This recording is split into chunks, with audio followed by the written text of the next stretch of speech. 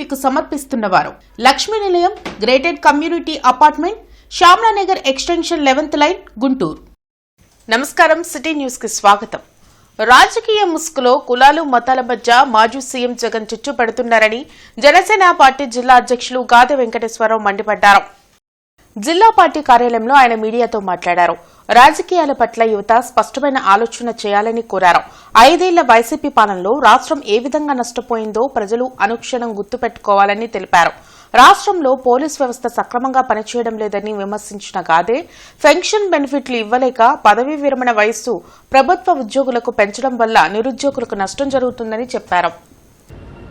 ఒకసారి వ్యత్యాసం చూడండి. పవన్ కళ్యాణ్ గారు నేరం చేసినట్టుగా కులవేంట్రా అని అంటే జగన్మోహన్ రెడ్డి గారు ఆ నేరస్తుల్ని కులాల వారీగా జనంలోకి చెప్పించే విధానం. అంటే ఒక రాజకీయ నాయకుడికి ఏ లక్షణాలు ఉండాలి అనేది ఒకసారి గ్రహించండి, గమనించండి అని రాష్ట్ర ప్రజలను కోరుకుంటున్నాం. మరి అంత ప్రేమ ఉండి అక్కడ దాకా వెళ్ళినటువంటి వ్యక్తి ఆయన పరామర్శించకుండా ఎందుకు వచ్చాడు? అంటే నిజంగా పరామర్శిద్దామని వెళ్ళావా? పరామర్శ పేరుతో వైజాగ్ నుంచి శ్రీకాకుళం వరకు బల ప్రదర్శన చేసి నాకింకా బలం ఉందని చూపించుకునేటటువంటి ప్రయత్నం చేసావా? ఒకసారి జగన్మోహన్ రెడ్డి గారు ఈ క్వశ్చన్లన్నిటికీ కూడా ఆన్సర్ చెప్పాల్సినటువంటి ఆవశ్యకత ఉందా ఆయన మీద? ఇంటర్నెట్ చరిత్రలో సంచలనం సిటీ బ్రాడ్బ్యాండ్. ఇప్పుడు ఇంటింటికి ఇంటర్నెట్, సిటీ నుంచి గ్రామం వరకు అదే స్పీడ్. మీరు ఈ రోజే సిటీ బ్రాడ్బ్యాండ్ కుటుంబంలో చేరండి. అత్యున్నత స్థాయి కార్పొరేట్ వైద్య సేవలు ఇప్పుడు అందరికీ అందుబాటులో. అత్యాధునిక పరికరాలతో అత్యున్నత స్థాయి వైద్య సేవలు అందిస్తున్న హాస్పిటల్ ఆంధ్ర ప్రైమ్ హాస్పిటల్. 25 సంవత్సరాలుగా గౌతమి గ్రూప్ ఆఫ్ ఇన్స్టిట్యూషన్స్ వారిచే నడపబడుతున్న సంస్థ. స్థాపించిన మొదటి సంవత్సరం నుండి 95% ఫలితాలు సాధిస్తున్న విద్యా సంస్థ Shri Gautami degree and PG college. యువతకు ఏడాదికి 4 లక్షల ఉద్యోగాలు ఇస్తామని లోకేష్ హామీ ఇచ్చి మోసం చేశారని మాజీ మంత్రి అంబటి రాంబాబు ధ్వజమెత్తారు.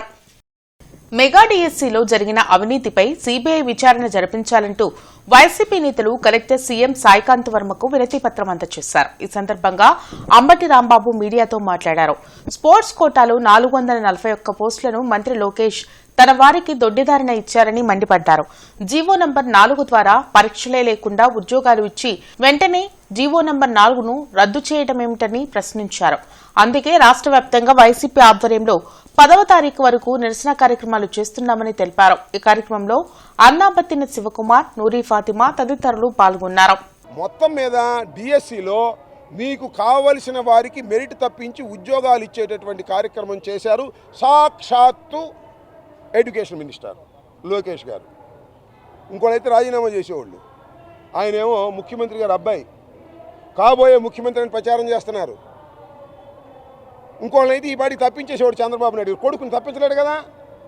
మీరు చూశారు కదా, సెంటర్లో కేంద్ర మంత్రి రాజీనామా చేసి వెళ్ళవలసిన పరిస్థితి ఏర్పడింది.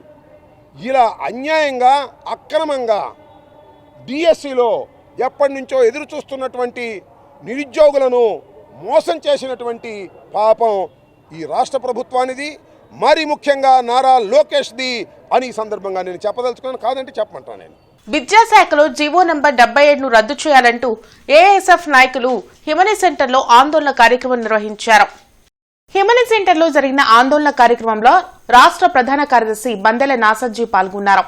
ఈ సందర్భంగా ఆయన మాట్లాడుతూ యువగలం పాదయాత్ర సందర్భంగా మంత్రి నారా లోకేష్ తాము అధికారంలోకి రాగానే జీవో నంబర్ 77ను రద్దు చేస్తామని హామీ ఇచ్చి ఇంతవరకు పట్టించుకోలేదని మండిపడ్డారు. విద్యార్థులకు చెల్లించాల్సిన ఫీజు రియంబర్స్మెంట్ విడుదల చేయకపోవడంతో విద్యార్థులు ఎన్నో ఇబ్బందులు పడుతున్నారని చెప్పారు.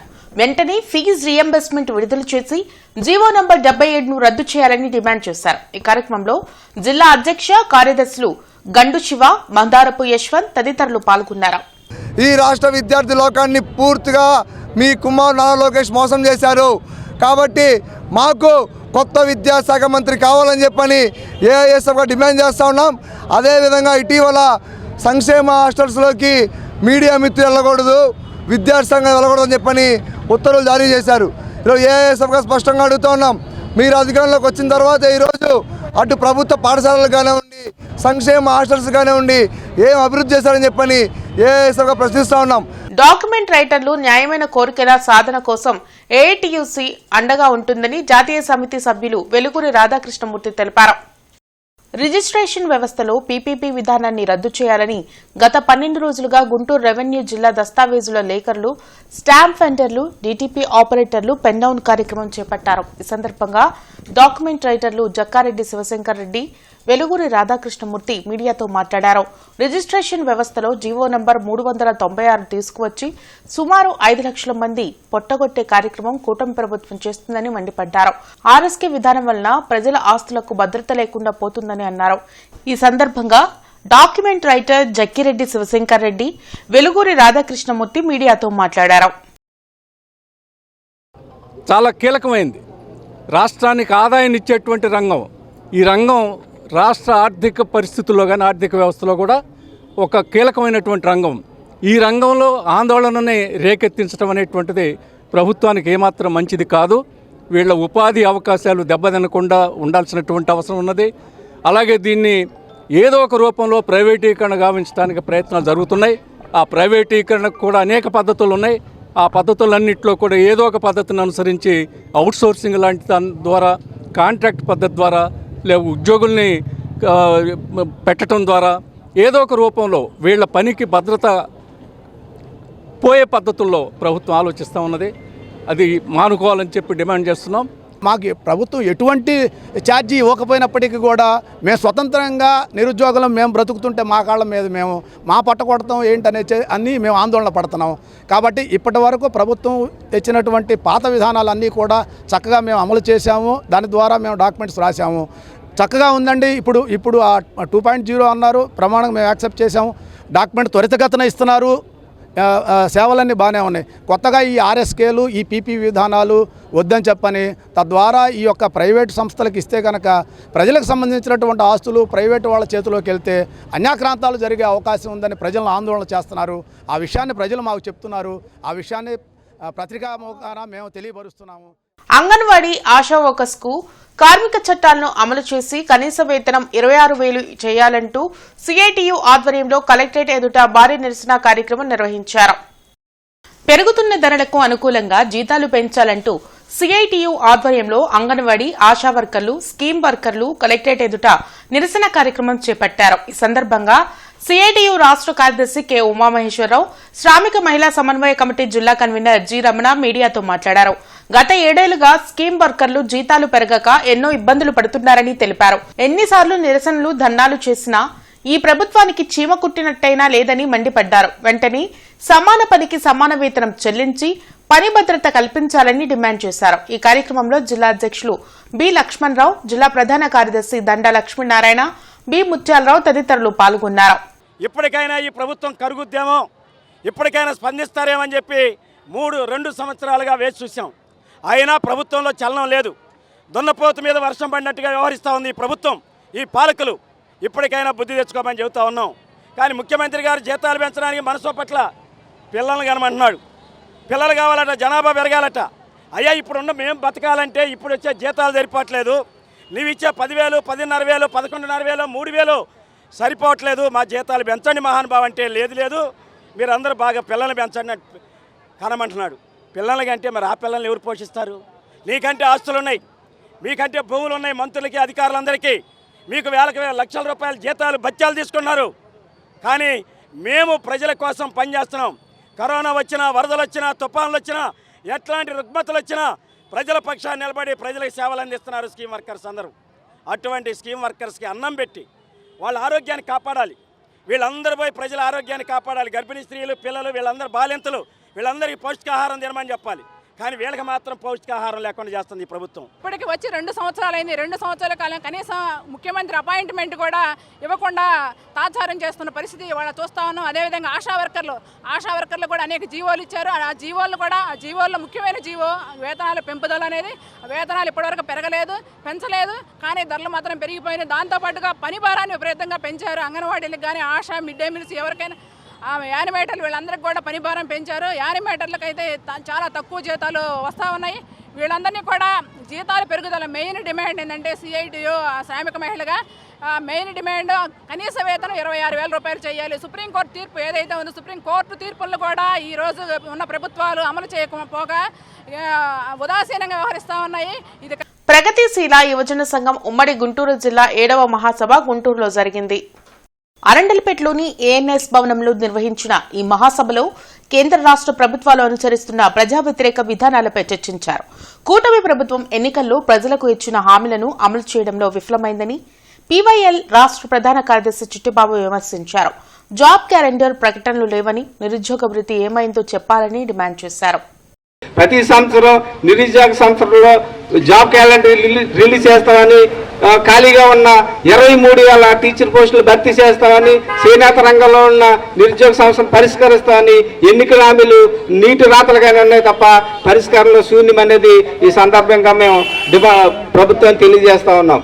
రాబోయే తరంలో మా యువజన సంఘం మొత్తం దేశవ్యాప్తంగా కూడా ఈ రోజుని నీట్ పరీక్షల్లో ఏదైతే వాళ్ళు పేపర్ లీకేజ్ చేసిందో అక్కడ ఉద్యమాన్ని చూసి ఇప్పుడు యువతరం అంతా కూడా అలా తయారవ్వాలని, భవిష్యత్తు తరాలకు వీళ్ళు నిర్మాతలుగా ఉండాలని తెలియజేస్తా ఉన్నాను. ఆగస్టు 3వ తేదీ నుంచి 15వ తేదీ వరకు అవయవదానంపై అవగాహన కార్యక్రమాలు నిర్వహించనున్నట్లు national organ and body donors association president doctor Ramana SSV తెలిపారు. బ్రెయిన్ డెడ్ అయిన వ్యక్తి అవయవదానం వల్ల 8 మందికి పునర్జన్మను కల్పించే అవకాశం ఉంటుందన్నారు. ఆగస్టు 3వ తేదీన లాడ్జి సెంటర్ నుంచి హిందూ ఫార్మసీ వరకు ర్యాలీ నిర్వహించడంతో పాటు అవగాహన సభను ఏర్పాటు చేసినట్లు చెప్పారు. జీవన్ దాన్ ఏపీలో ప్రజలు తమ పేరును నమోదు చేసుకోవడం ద్వారా అవయవదానం చేసేందుకు అవకాశం ఉంటుందని పేర్కొన్నారు. కార్యక్రమంలో రాధారాణి తదితరులు పాల్గొన్నారు. ఇది స్టూడెంట్స్కి బాగా అవగాహన కల్పిస్తున్నాము. మొన్నే హిందూ కాలేజ్ ఆఫ్ ఫార్మసీలోనే మరణించినా జీవించండి అనే ఒక షార్ట్ ఫిల్మ్ కూడా తీసాము. అది 3వ తారీఖు ఆవిష్కరిస్తాము హిందూ కాలేజ్ ఆఫ్ ఫార్మసీలో.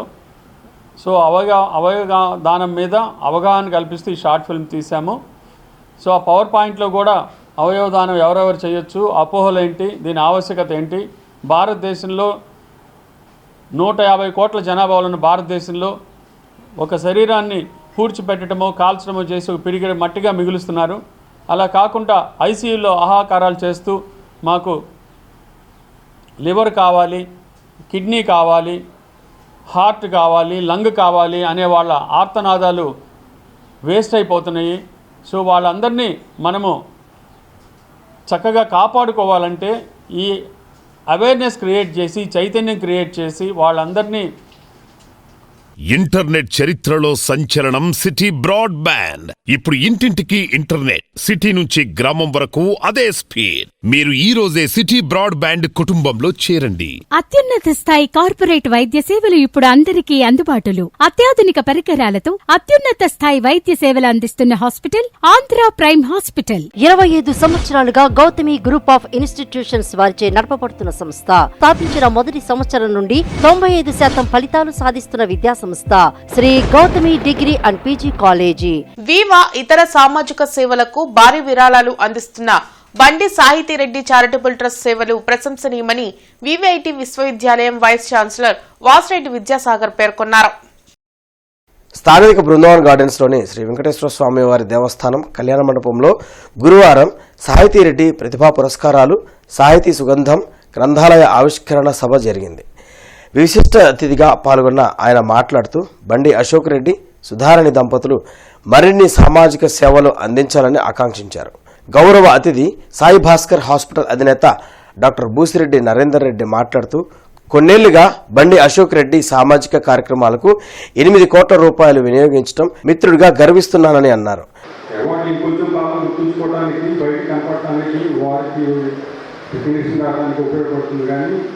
అవార్డులు మొదలుపెట్టినప్పుడు వెంకటపల్లి గారికి పెద్ద మొదలుపెట్టడం ఏంటంటే ఆయన కొత్తగా అవార్డులు గౌరవం రాదు. ఈ అవార్డుకి అన్ని వాళ్ళ గౌరవం వస్తాయనేసి ఫస్ట్ ఆయన మొదలుపెట్టింటారు. సో వెంకటపల్లి గారికి మనం చెప్పేది మీ అందరికీ తెలిసి మనం అని చెప్పి అర్హత ఉంటుంది నాకు. అరవింద్ మాత్రం చాలా మంచి పని. ఇంకొక అవార్డు మొదలుపెట్టేవాళ్ళు ఒక సంఘాతంతో అది కూడా ఏంటంటే లోకమంతా అందరం మేము అదే నడిస్తే చెప్పుకోవడం. అందరూ ఇంజనీరింగ్ డాక్టర్లని ఇలాంటి కెరీర్లు అనుకుంటున్న టైంలో విద్యాసాగర్ గారు మన వివిఐటి అంటేనే ఒక వెరీ ఎస్టాబ్లిష్డ్ యూనిట్. ఎన్నో యాడ్స్ చూస్తూ ఉంటాం, కానీ గుంటూరులోనే ఒక సంస్కారవంతమైన సబ్ వచ్చినా, ఒక సంస్కారవంతమైన ఎడ్యుకేషన్ వచ్చినా అది గుంటూరులోనే స్టార్ట్ అవుతుంది. సో XXX అయినా వివిఐటి అయినా కానీ మీరు వివిఐటి యాడ్స్ చూసినప్పుడు చదివి ఎవరైనా చెప్తారో సంస్కారం నేర్పించే వాళ్ళు ఎవరున్నారు అనే క్వశ్చన్ మార్క్ వాళ్ళు యాడ్ చేస్తాం. అంటే that means the core principle is సంస్కారం. సో మాలాంటి విద్యార్థులకి అందరితో అటువంటి విద్యాసాగర్ గారికి కృష్ణమూర్తి నాయుడు కృష్ణమూర్తి అని నా మిత్రుడున్నాడు, రచయిత. మహాభారతాన్ని విజయం అనే పేరుతోటి తేలిక భాషలో పుస్తకం రాశాడు. దానిలో అతను ఏం రాశాడంటే, భారతం జరిగితే అద్భుతం, జరగకపోతే మహాద్భుతం. అంటే ది రీజన్ ఈజ్ జరిగితే సరే ఉన్నదాన్ని యాజిటీజ్గా రాశాడు, జరగకపోతే ఇంతటి కల్పన, ఇన్ని పాత్రలు, ఇన్ని వివరణలు, ఇన్ని లింకులు, ఇన్ని ఫ్లాష్ బ్యాక్లు, అంత నరేషన్, అంత రసవత్తమైన ఎలా రాయగలిగింది, పరమాత్మ. అలాంటి భారతాన్ని, ముఖ్యంగా తెలుగు భారతాన్ని కనీసం చదవలేకపోతే ఒకసారి ముక్కుంటే పుణ్యం వస్తుంది. అది నా నెక్స్ట్ జనరేషన్ నా వినతి. పోతన పద్యాలు 10 కూడా రాకుండా మనం తెలుగువాడని చెప్పుకోవడం ఎంత అవమానకరం. ఇవి ఇప్పటివరకున్న వార్తా వివరాలు. మరికొన్ని వార్తా విశేషాలతో మళ్ళీ కలుద్దాం. అంతవరకు సెలవు, నమస్కారం. సిటీ న్యూస్ ని మీకు సమర్పించిన వారు Lakshmi Nilayam, gated community apartment, Shyamalanagar extension 11th line, Guntur.